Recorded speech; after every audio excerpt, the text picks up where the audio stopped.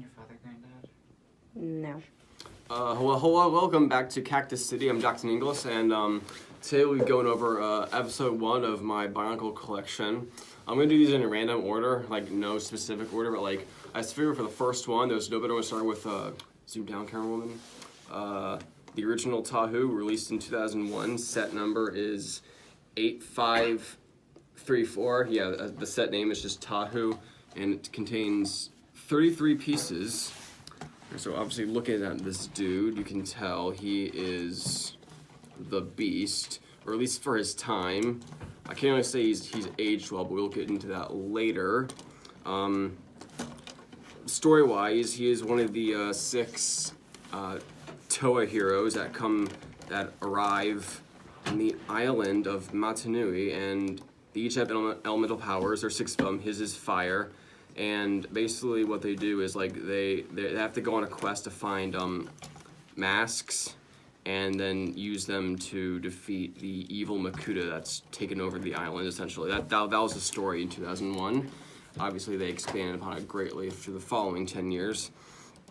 But we're just gonna go over this set right now, and later we'll also go over the canister and the instructions because I still have this, which is amazing. So the build is fairly simplistic. Technic, this idea of like construction or buildable action figures was pretty new for Lego at the time. The only other ones that, to my knowledge, were the Throwbots in '99, and then like the Robo Riders, which weren't even that.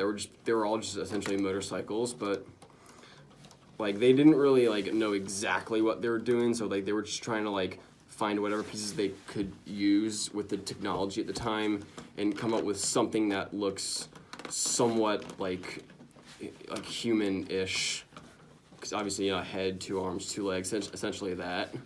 And they did a okay job with these original sets. Like anthropomorphic? Well, kind of, not really. That's more for like animals. These are like biomechanical, like I guess beings. So like in the story, they have like internal organs and tissue, but like instead of skin, they have like armor. Anthro is anything that like stands up in a human form. Oh, so I guess anthropomorphic would be a correct term. Yeah.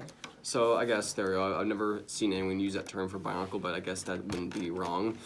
One of the things that made these early sets really cool was this gear function. And you see there's a giant gear on the back, and you can see in here there's like gears inside of him. If you want to like turn it slowly, you can look at how it works. Yeah, and if you lift this way, this sword arm lifts up and down. And you can even do it really fast as well. It's kind of old because like due to age, these little ball joints have loosened a little bit, but they still work overall. They just kind of flop around a little bit, but that's only due to age. I'm not going to count that as a con against the set. What I will count as a con is the lack of articulations, and this is very primitive. So for the time, it was okay, but like compared to like new stuff, it's very poor. The head is completely immobile. The legs, there's no knees. Everything's on a ball joint, so like what does move moves well. Like this can go anywhere at once. This, because how it's connected up here, it doesn't go back and forth that much, but it can like go out by quite a bit, and even in as well. The arms are kind of the opposite. Like they don't go out too much here, but they can go up and like back by quite a bit. There's no elbows in each of them.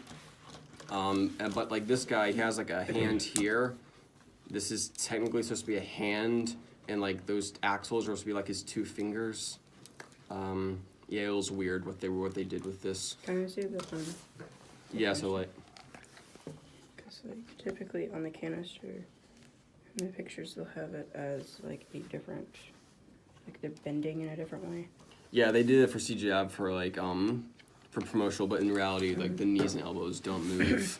So this can move anywhere. And it can even lock into place, which the reason it does that is because it did it with the Throwbots with their shooting disc feature. But he has no hand in this arm, or he just has like a little nub that the sword plugs into. Mm-hmm. And yes, my cat chewed off the tip of the sword. Deal with it. And once again, yeah, the head is completely immobile, unless maybe you like take it out because it's on an axle. You can like plug it in facing this way. Mobile or immobile? Immobile. It doesn't move at all. Okay. speaking of head, we'll go over the face.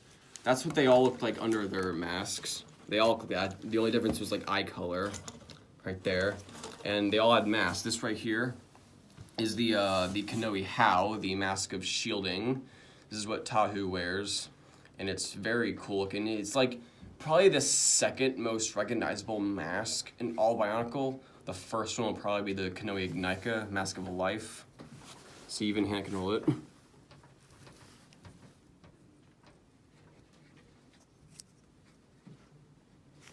That's pretty neat, and it plugs onto like a peg because like it's kind of weak connection compared to later stuff, but like the reason I did that is because like they would have a mini game you could play with your friends where you would like swing the arm and try to knock off the other Toa masks if they had another one, but I only have this one, so I can't do that. And plus, it would just flop around because this is an old set. But that's about it for this set. We can go over the box now, or the canister, which is really cool. Really innovative for its time. They don't do stuff like this anymore, which is sad. But basically here it is. There's him surfboarding on lava. They all did, well, at least most versions of Tahu did that, and some other Toa Fire characters. See Bionicle there, Lego Technic, because it did start off as a sub-theme of Technic.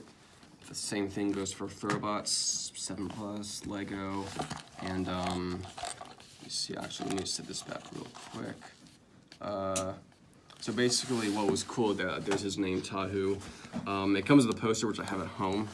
Basically what was cool here is that this moved around, so like, obviously there's Tahu, and then these move over here.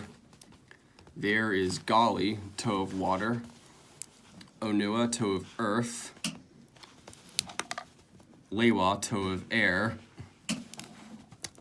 Kopaka, Toe of Ice, and Pohatu, Toe of Stone. These were the 6 heroes that in the story showed up in these canisters to fight the bad guys, essentially. And at the top of this was a molding of like the underhead, so like you can actually stick the mask on there, I guess for display purposes. And there's you could like take this off, and then there's like screws, so I guess you could screw it into the wall or something like that. Not like that. What you do is like if you have all 6 of them, or any of them really, you can display their heads here as like a mount. You can mount them like you do with deer and other trophies. yeah, like that. Which is really cool. And you open it up. They didn't even like come in like bags. Like when you bought this at the store, it was just the pieces in there. So like you would hear it going like moving around in there. And also I have this contraption with me because a popular con is that because of the gear function, like when you try to hold it up, it just flops down. But there's a way to fix that. This doesn't come with a set, but you make this on your own. You find a gear, like an axle, plug the axle back here, and plug the gear here, and it locks into place, so now it doesn't move. So now it can hold up.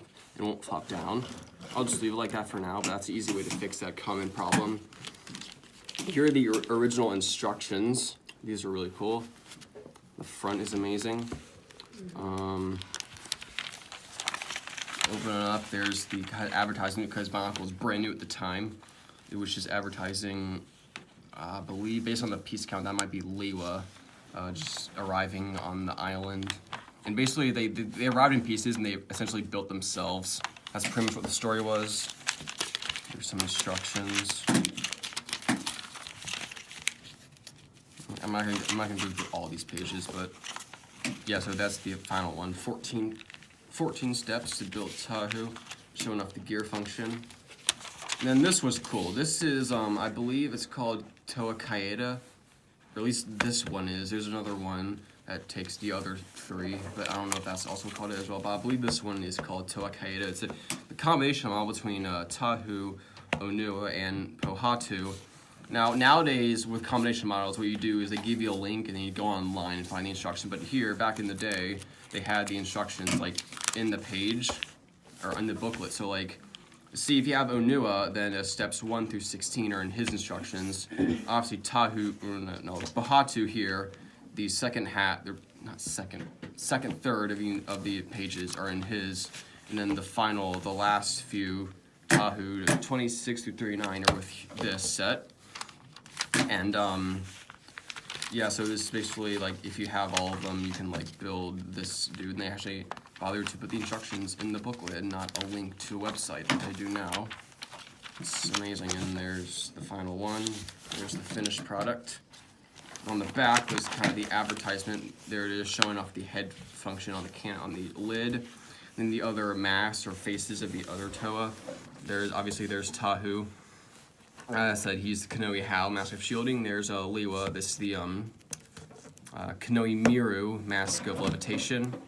Kopaka with the Kanohi Akaku, the Mask of X-Ray Vision.